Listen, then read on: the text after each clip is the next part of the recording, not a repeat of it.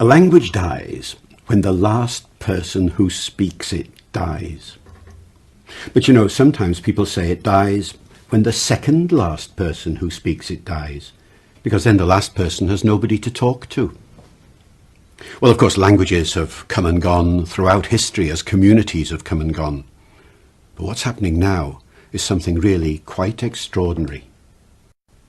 Well, there are about 6,000 languages in the world at the moment, more or less. Nobody knows the exact number. And of these, people think that about half of them are so seriously endangered that they're likely to die out in the course of the present century.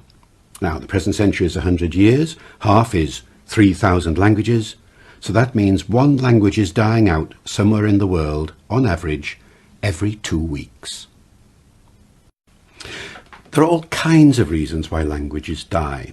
One is the physical reasons, when people are affected by famine and disease and earthquake. Another is genocide, when some countries deliberately try and stamp out a small language. But the main reason is globalization. That is, there are some huge languages in the world like English and Arabic and Spanish and French, and these are like steamrollers, crushing the smaller languages that they find in their path.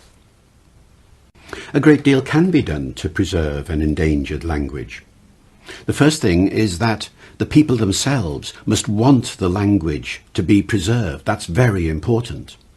The second thing is that the powers that be must want the language to be preserved. They must have a respect for the minority languages that are in their care. And the third thing that has to be there, of course, is cash. It costs quite a lot of money to preserve an endangered language. Think about it. You have to train the teachers, you have to write books for the children, and all that sort of thing. It doesn't cost an extraordinary amount of money, but it does cost a bit. So without money, endangered languages don't have a positive future.